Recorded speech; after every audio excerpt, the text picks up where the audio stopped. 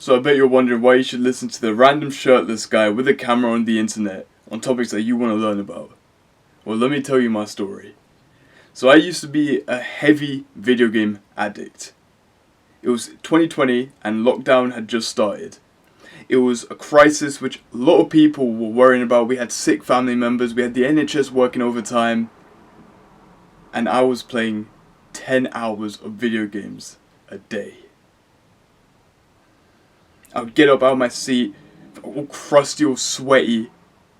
Some days I hadn't even showered. I hadn't even brushed my teeth. I'd barely eat on some days because I wanted to queue for another game.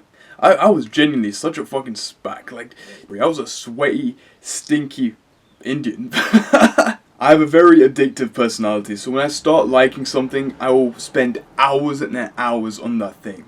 It happened when I was switching from video game to video game. So when Fortnite was a big thing, I would spend hours on the game, grinding to get better at it. And then when my friend switched to another game, I would refuse to move because I was scared of being this noob, this loser in the other game. So I wanted to stick to this one game so that I wouldn't be bullied or be made fun of. This addiction got even worse when I got a PC. So when I'd moved from Xbox to PC, it was much easier access for me to even start playing games when I was doing work. When I first got my PC and started playing the video game Rainbow Six Siege on it, I had 44 hours on the game in a week. In 7 days. I'll do the calculation for you. I mean, I already did it before the fucking recording this video, so I'm not like a maths genius, but I'll do the calculation for you. 44 hours divided by 7, that's about 6.5 hours a day. A day spent on that's how long some people sleep. And I spent that entire time playing video games. Notice, I was going to school as well during these times, and I was going to gym. So I'd go to school, I'd go gym, come back home about 5:30. From 5:30 for 6 hours. Say I had homework, it'd be even later than that. And I'd be going to bed like 2 a.m. from playing video games. A day. And at this point, GCSEs were just around the corner for me. Really important exams at the time were just around the corner. But that didn't matter because I got to play video games. I'm going to try my best to not waste your time in this video. Other than now, I'm going to waste it a little bit. So anyone who's new and who's watching, my name is Vanch. I upload 2 self-improvement videos a day, sometimes 3, with things that can genuinely help you and improve your life. Because I know you're down here and I know you want to be up here. And these videos will genuinely help you to make that journey and get to where you want to be. So click on the subscribe and the post notifications. You'll see more videos like this on your homepage as well. So you'll be stuck in like a positive feedback loop of self-improvement videos. So do that. It's a win-win for both of us. There's some things I've come across on my time on self-improvement, some things I've learned which I think can be insightful to you if you're still addicted to playing video games. The first thing is that most video gamers are anxious or depressed. You might not think so, but they are. The reason that I know this is because a lot of people use their phones or say video games as a way to direct their attention from their loser life, from their really shit life, to the present moment, which is now, which is when you're playing video games. So, you know how we do meditation or we go to the gym to get into the present moment? A lot of people will use video games or they're scrolling on TikTok as a way to get into the present moment. Because when you're playing video games and you're trying to beat the other team, you're not thinking about, oh, what's my life going to be like in the future? Or what about this one thing that happened? You're focused on what you're doing at the moment. But the problem is with video games and phone addiction is that this is temporary. So as soon as you're off the game, everything comes flying back in.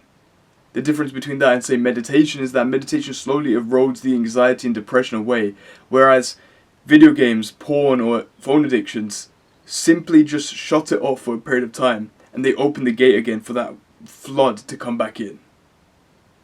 So it's an issue. It's just a temporary solution to a long-term problem. I know you're watching this and you might be thinking that, oh, I'm not one of these people. The thing is, you will never really know unless you sit down and think about it and really ask yourself the question, am I using video games, porn, or my phone addiction to switch my attention from my life or problems I have in my life to the thing so I don't have to think about it? Because the thing is, for majority of men, the answer is yes. We don't realize how big of a problem it is until we actually sit down and think about it. But the thing is, we never sit down and think about it because the times that we're supposed to sit down and think about it, we're playing video games. We use it as a way to distract ourselves from our shit lives. I said that so weirdly. Notice when in my story how I said that I didn't want to switch from video games because I was scared of being a loser in the other game. Life is that other game. Me switching from this video game that I really want to play, that I'm getting really good at, to real life is just like switching from one game to another. Instead, I'm switching to the thing that's really going to benefit me if I actually put hours into that rather than the video games. So I continued to play video games because I was scared. I was worried that if I stopped playing video games and I switched to real life, I would be a loser. I would be a noob. I'd have to start all over again. And I was worried about that because I was this big person in video games, but I wasn't this big person in real life. Notice I'd still been going to gym at this time. So I had been doing some of the good habits, but I couldn't wipe the video game addiction. But one really important thing I did, which let it go away simultaneously along with my self-improvement journey, I found it really easy to switch off video games, never play them again. I haven't played video games about 2-3 years now. The one thing that I did, and I know it's going to be hard, I know it's cliche advice, find other things to do. Make yourself busy. I think it's a thing that lots of people get confused when it comes to like self-improvement or when they stop doing the bad habits, is that they have so much free time and they don't know what to do. But the thing is, I say this all the time, there's no problem with not doing anything. There's no problem with sitting down and leaving yourself with your own thoughts, because that can be uncomfortable, it can be scary, but it's an important thing that we all have to do. And eventually when you give yourself that free time, when you give yourself that boredom, you will eventually find things to do, because that's how you bring out creativity. That's where creativity comes from. It comes from boredom. When you have that free time and you're bored, and you're not playing video games, you're not changing your attention, switch. That's where creativity comes from. That's where innovation comes from. That's where your uniqueness comes from. So I need you to focus on that. Don't think about video games. Don't think about porn. Don't think about your phone addiction. I know it's easy for me to say. But I was there. I was where you are right now. I was in the exact place. But finding things to do.